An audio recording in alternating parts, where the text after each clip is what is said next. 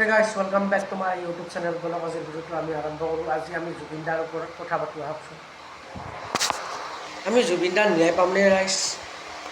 না এনেকৈ হাত সাৱটিয়ে বহি থাকিব লাগিব? এতিয়াতো আমাৰ মামায়ে কৈছিল যে মই যদি জিকোঁ তেতিয়াহ'লে 10 দিনৰ ভিতৰত ন্যায় দিম, আৰু কংগ্ৰেছৰ মানুহে কৈছিল আমি যদি জিকোঁ তেতিয়াহ'লে 100 দিনৰ ভিতৰত ন্যায় দিম। কিন্তু আমি এতিয়া ন্যায় পামনে? আমি জুবিন দাক ন্যায় দিব পাৰিমনে? আমি যেতিয়া আমি ন্যায়ৰ ৰাজপথত ওলাই যাওঁ তেতিয়া আমাক পুলিচে কোবায়, বোলে তহঁতে কিয় ন্যায় বিচাৰি আহিছ, এনেকৈ কয়। একচুৱেলি আমি ন্যায় বিচাৰি যাব লাগে, সকলোৱে ওলাই আহিব লাগে, তেতিয়া আমি জুবিন দাৰ ন্যায় পাম। কিন্তু ঘৰতে বহি ভিডিঅ' বনাই থাকিলে এইবিলাক নহ'ব। জুবিন দাই এনেকৈ ন্যায় নাপায়।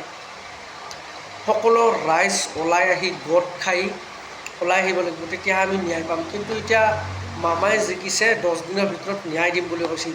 আৰু ন্যায় দিবনে ৰাইজ? বিশ্বাস কৰা নে এইবিলাক কথা? আমি জুবিন দাক ন্যায় দিব পাৰিমনে? না এনেকৈ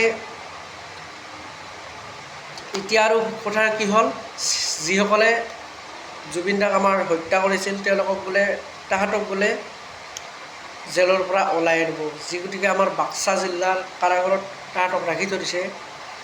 সেইদিনাখন আমি প্ৰায় গৈছিলোঁ 10জনমান ল'ৰা ছোৱালী।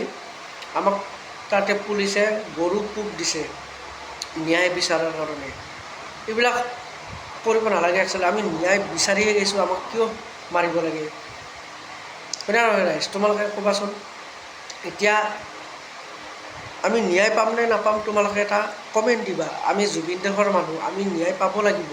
ন্যায় নাপালে ন্যায়ৰ ডিক্সনাৰীখনে উঠাই দিব লাগিব। কাৰণ যদি ন্যায় নাপায় তেতিয়াহ'লে দিনক দিনে এতিয়া মাৰ্ডাৰে হৈ থাকিব। হয়নে নহয়? এইবিলাক সত্য যুগৰ পৰা চলি আহিছে। ধন্যবাদ। জয় অসম, জয় জুবিন দা। যদি কিবা ভুলকৈ ক'লোঁ ক্ষমা কৰি দিব, আৰু আমি ন্যায় বিচাৰিব লাগে নে নালাগে কমেণ্ট এটা দি দিবা। জয় জুবিন দা, জয় অসম। গাইজ, যদি আমি জুবিন দাক ন্যায় দিব নোৱাৰোঁ তেতিয়াহ'লে আমাৰ গৰিমা বৌৰ কি অৱস্থা হ'ব?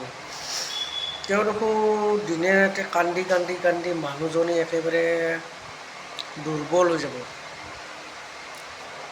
ভগৱান, এতিয়া তুমিয়ে কিবা এটা কৰা যে গৰিমা বৌৰ অৱস্থা দিনক দিনে নাইকিয়া হৈ আছে। তেওঁ সদায় মেডিকেলত থাকিব লগা হৈছে।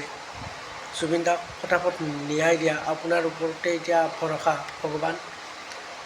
এই অপূৰ্বতাক কিবা কৰি হেৰি কৰি দিয়া ভগৱান, আপোনাৰ ওপৰতে নিৰ্ভৰ। আৰু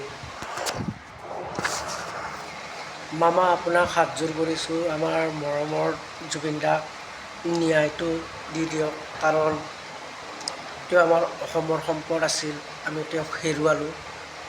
আজি খুব দূষিত অনুভৱ। আজি 7 মাহে জুবিনবিহীন অসম। আমি আপোনাক হাতযোৰ কৰিছোঁ, সকলোৱে হাতযোৰ কৰিব। আপুনি জুবিন দাক ন্যায় দিয়ক। মামা, আপোনাক হাতযোৰ কৰিছোঁ। জয় জুবিন দা, জয় আই অসম।